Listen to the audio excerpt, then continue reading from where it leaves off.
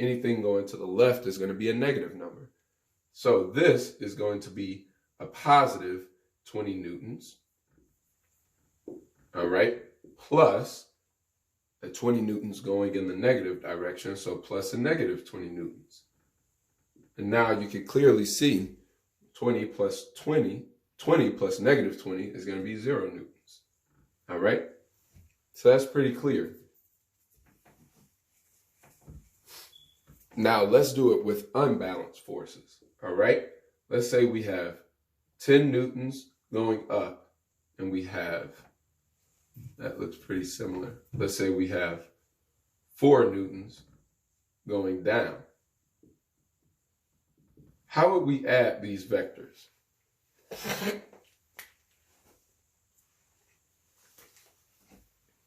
Well, the first step is to choose a direction to be positive or negative.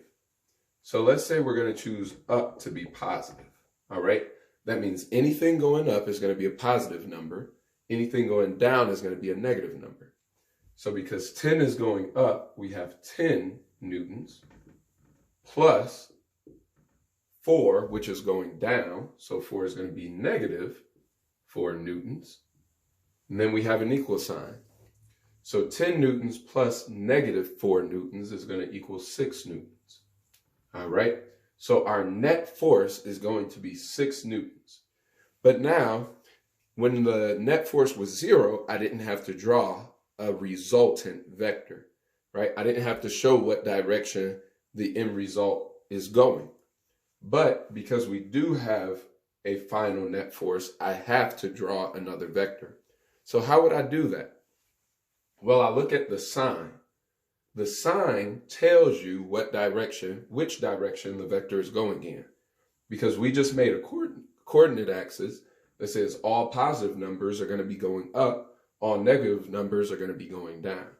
So this 10, because it's positive, is going up, which we see is true.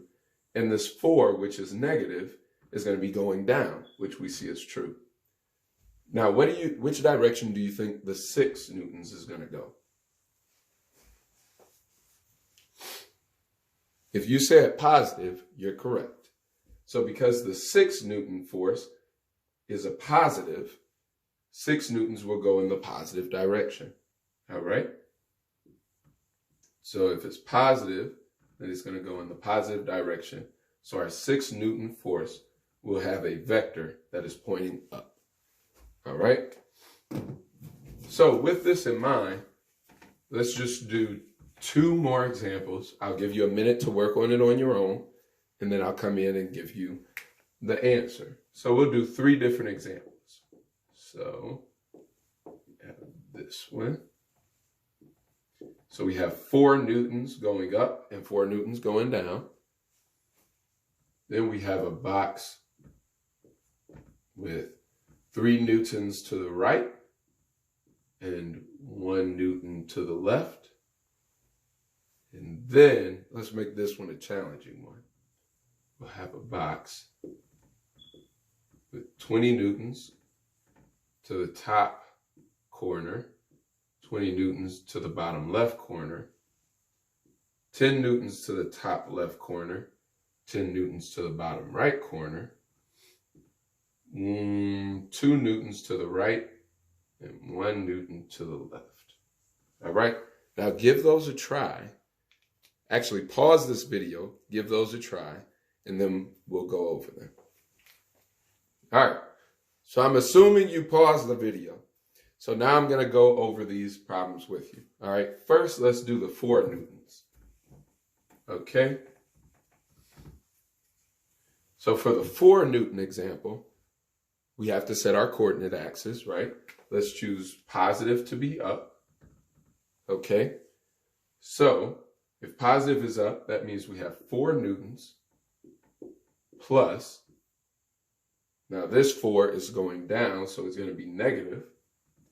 So positive 4 newtons plus negative 4 newtons equals 0 newtons. And that makes sense, right? This box is in equilibrium. The force down equals the force up, which means the net force on the object is 0. So this object is at rest, not experiencing